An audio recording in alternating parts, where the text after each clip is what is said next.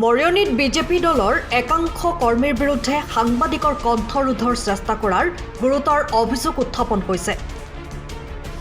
ৰাজ্যৰ সমস্যাৰ বাতৰি পৰিৱেশন কৰা এগৰাকী মহিলা সাংবাদিকৰ বিৰুদ্ধে অপপ্ৰচাৰ আৰু ষড়যন্ত্ৰত লিপ্ত হৈছে একাংশ বিজেপি কৰ্মী।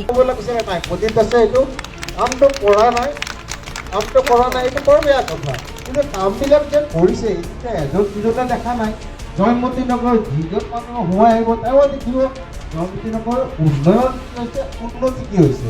গতিকে আমি সেই ৰিপৰ্টাৰক আমি বেয়া পোৱা নাই, ৰিপৰ্টাৰ ৰিপৰ্টিং কাম কৰিব। তাৰ মাজত এটা কথা আছে, হয়তো জয়মতী নগৰ আজি নতুন নহয়, আমাৰ আগত কি উন্নতি হৈছিল আৰু বৰ্তমান আমি কি পাইছোঁ। মৰিয়নী নগৰৰ জয়মতী নগৰত অনুষ্ঠিত বিজেপিৰ এখন দলীয় সভাত মহিলা সাংবাদিকগৰাকী ভুৱা আৰু ভুৱা বাতৰি পৰিৱেশন কৰা বুলি ফেচবুক লাইভ যোগে একাংশ লোকক প্ৰৰোচিত কৰাৰ অভিযোগ উঠিছে। সাংবাদিকগৰাকীক জনমানসত হেয় প্ৰতিপন্ন কৰি ভুৱা বাতৰি পৰিৱেশন কৰাৰ অপপ্ৰচাৰত লিপ্ত হ'ল বিজেপিৰ কৰ্মীসকল, যাৰ বাবে মহিলা সাংবাদিকগৰাকী মানসিকভাৱে ভাগি পৰাৰ লগতে আক্ৰমণৰ বলি হোৱাৰ শংকাত ভুগিব লগা হৈছে।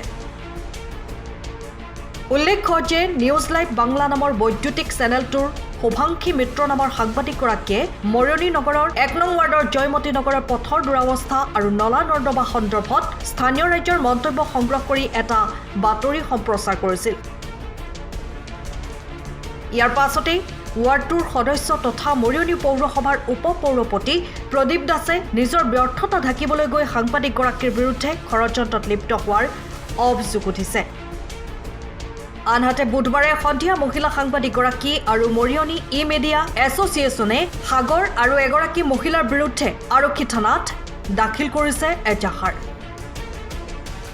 যোৱা 14 ডিচেম্বৰ তাৰিখে মৰিয়নী জয়মতী নগৰৰ 1 নম্বৰ ৱাৰ্ডত মৰিয়নীৰ পৌৰসভাৰ ভাইচ চেয়াৰমেন তথা মৰিয়নী 1 নম্বৰ ৱাৰ্ডৰ ৱাৰ্ড কমিশ্যনাৰ প্ৰদীপ দাসে অসম্পূৰ্ণ কৰা এটা ৰাস্তাৰ ওপৰত স্থানীয় লোকৰ মন্তব্যৰ ভিত্তিত এটি বাতৰি পৰিৱেশন কৰা হৈছিলে আৰু সেই বাতৰিটো পৰিৱেশন কৰাৰ পিছতেই যোৱাকালি দেখা গৈছে একাংশ লোকে মোৰ ওপৰত যি মন্তব্য কৰিছে, মই ভুৱা সাংবাদিক, নিউজ লাইভ বাংলাই ভুৱা বাতৰি পৰিৱেশন কৰিছে, এনেকুৱা ধৰণৰ ৰাস্তাত মিটিং পাতি তেওঁলোকে খুব অপমানসূচক মন্তব্য কৰিছে আৰু যাৰ জৰিয়তে মোৰ লগতে মৰিয়নীৰ ই মিডিয়াৰ যিসকল সাংবাদিক আছে বা মৰিয়নী প্ৰেছ ক্লাবৰ যিখিনি সাংবাদিক আছে, আচলতে সাংবাদিক সমাজক তেওঁলোকে হেয় প্ৰতিপন্ন কৰিবলৈ চেষ্টা কৰিছে আৰু সেই মৰ্মে আজি মৰিয়নী ই মিডিয়া আৰু মই মৰিয়নী থানাত এখন এজাহাৰ দাখিল কৰিছোঁ, যাতে সেই যিটো কথা যাতে দেশাগাৰ নামৰ যিটো একাউণ্টৰ পৰা মোৰ ওপৰত যিখিনি ফেচবুক লাইভ কৰা হৈছিলে আৰু সেই ব্যক্তিজনে কিয় এনেকুৱা কৰিছে বা সেই চক্ৰটোৱে কিয় এনেকুৱা কৰিছে তাৰ ভিত্তিত মৰিয়নী থানাত এখন এজাহাৰ দাখিল কৰা হৈছে আৰু তেওঁলোকে যাতে বিহিত ব্যৱস্থা গ্ৰহণ কৰে। বৰ্তমান সময়ত যিহেতু তেওঁলোকে মোৰ ওপৰত বিশেষকৈ সামাজিক মাধ্যমত যি খবৰ তেওঁলোকে মোৰ ওপৰত সামাজিক মাধ্যমত যি মন্তব্য কৰিছে, ভুৱা বাতৰি পৰিৱেশন কৰিছোঁ বা এনেকুৱা ধৰণৰ যিখিনি কাম কৰি আছে, আচলতে তাৰ জৰিয়তে মই যথেষ্ট নিৰাপত্তাহীনতাত ভুগিছোঁ আৰু লগতে মই যথেষ্ট অপমানিত হৈছোঁ। আচলতে চাওক, এগৰাকী মহিলা সাংবাদিকে ৰাইজৰ অভাৱ অভিযোগক লৈ তেওঁ বাতৰি সম্প্ৰচাৰ কৰিছিল, এটা পথৰ দুৰৱস্থাক লৈ বাতৰি সম্প্ৰচাৰ কৰিছিল। আচলতে আমিও কৰোঁ বা আমাৰ সাংবাদিকৰ এটা ধৰ্ম যে ৰাইজৰ অভাৱ অভিযোগখিনি আমি উপস্থাপন কৰা, চৰকাৰ দৃষ্টিগোচৰ কৰা, জনপ্ৰতিনিধিৰ আগত দৃষ্টিগোচৰ কৰা। কিন্তু এইখিনি কৰিবলৈ যাওঁতে এতিয়া এনেকুৱা ধৰণৰ এক পৰিস্থিতিৰ সন্মুখীন হৈছে এগৰাকী সাংবাদিক যে তেওঁ এগৰাকী ভুৱা সাংবাদিক, তেওঁ ভুৱা বাতৰি কৰিছে, এনেকুৱা ধৰণৰ অপপ্ৰচাৰ চলাইছে আৰু ফেচবুক লাইভৰ যোগেদি মানুহৰ পৰা প্ৰৰোচনামূলকভাৱে কিছুমান মন্তব্য তেওঁ সংগ্ৰহ কৰিছে বা কৰিব বিচাৰিছে, যিটোৱে এই সাংবাদিকগৰাকীৰ প্ৰতি আচলতে ভাবুকিৰ সৃষ্টি কৰিছে। তেওঁ ভুৱা বাতৰি প্ৰচাৰ কৰিছে নেকি বা মৰিয়নী সাংবাদিকসকলে ভুৱা বাতৰি প্ৰচাৰ কৰে নেকি, এনেকুৱা ধৰণৰ এক ধাৰণা দিবলৈ কাৰণে মানুহক মাজত চেষ্টা কৰিছে। সাগৰ নে কি নামৰ এটা ফেচবুক একাউণ্টৰ পৰা এই গোটেই চক্ৰান্তটো চলিছে, যিটোক আমি মৰিয়নী ই মিডিয়া এছ'চিয়েশ্যনে তীব্ৰ গৰিহণা দিছোঁ, মৰিয়নী সাংবাদিক সমাজ আমি গৰিহণা দিছোঁ আৰু ইয়াৰ অন্তলত এটা চক্ৰ জড়িত হৈ আছে, যিটো চক্ৰই আচলতে দেখিবলৈ পোৱা গ'ল যে এই সাংবাদিকগৰাকীৰ বিৰুদ্ধে তেওঁলোকে ৰাজহুৱা সভা অনুষ্ঠিত কৰি পিনি এনেকুৱা ধৰণৰ এটা কাৰ্য তেওঁৰ বিৰুদ্ধে এখন ৰাজহুৱা সভা অনুষ্ঠিত কৰা বুলি কৈছে।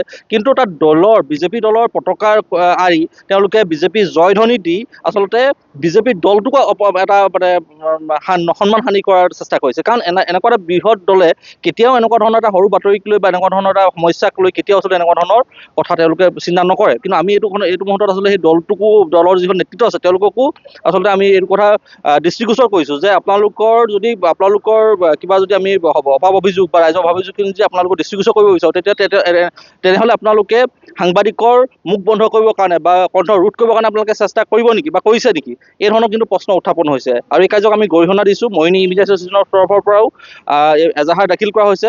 এই সাংবাদিকগৰাকী ইতিমধ্যে নিৰাপত্তাহীনতাত ভুগিছে। তেওঁ সেইটো অঞ্চললৈ এতিয়া বাতৰি পৰিৱেশনৰ কাৰণে যাবৰ কাৰণে নিজৰ জীৱনৰ প্ৰতি তেওঁ সংশয় বোধ কৰিছে। ই অতিকৈ আচলতে গণতন্ত্ৰৰ চতুৰ্থস্তম্ভৰ কাৰণে এইটো এটা অশনি সংকেত। আমি ধিক্কাৰ জনাইছোঁ। আচলতে আমাৰ সতীৰ্থ এজন সাংবাদিকে মৌৰী জয়মতী নগৰৰ পথৰ দুৰৱস্থালৈ এখন বাতৰি সংগ্ৰহ কৰিবলৈ গৈছিলে আৰু তাত ৰাইজেও বাইট দিছে যে যিয়ে আমাৰ মৌৰীৰ পৌৰপতি যিজন সেই 1 নম্বৰ উপপৌৰপতি যিজন 1 নম্বৰ ৱাৰ্ডৰ ৱাৰ্ড কমিশ্যনাৰ হয়, লগতে বিধায়কৰ কথা উত্থাপন কৰিছে যে সকলো ফালে ইমান উন্নয়ন হৈছে আৰু আমাৰ ইফালে উন্নয়ন হোৱা নাই। সেই বাতৰিটো সংগ্ৰহ কৰি আমাৰ সতীৰ্থ মহিলা সাংবাদিকগৰাকীয়ে তেওঁৰ হাউচৰ চেনেলত নিউজ লেব বাংলাত পৰিৱেশন কৰিছিলে।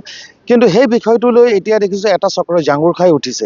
যোৱাকালি এইটো লৈ মৰিয়নিত জয়মতী নগৰত এখন সভা হৈ গৈছিলে আৰু অতিকৈ লজ্জাজনক বিষয় যে সেই সভাখনত দেশ সাগৰ নামৰ এজন ব্যক্তিৰ ফেচবুক একাউণ্টৰ পৰা লাইভ কৰা হৈছিল আৰু সেই লাইভ কৰা ব্যক্তিজনৰ নেপথ্যত থাকি তেওঁ আকৌ ৰাইজক সুধিছে, মহিলা সাংবাদিকগৰাকীৰ বিৰুদ্ধে কিছু প্ৰৰচনামূলক উক্তি দাঙি ধৰিছে।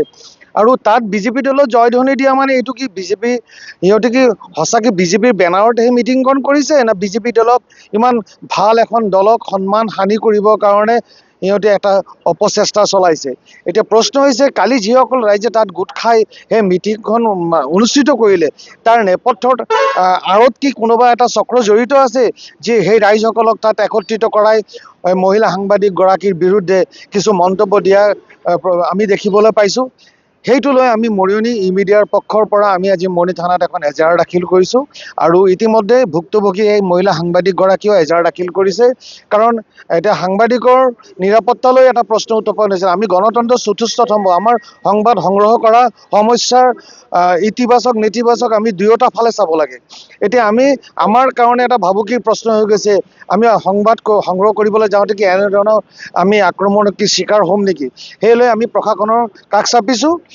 আৰু আমাৰ ন্যায় লাগে, এই বস্তুটোৰ সমাধান লাগে, কোনে কৰিছে তাৰ নেপথ্যত কোন আছে গোটেই বিষয়টো আমাৰ লাগে আৰু সম্পূৰ্ণ ঘটনাত আমি মৰিয়নি মিডিয়া এছ'চিয়েশ্যনে সম্পূৰ্ণ সময়ৰ খবৰ সময়ত পাবলৈ ফ'ল' কৰক টাইম অফ আছাম।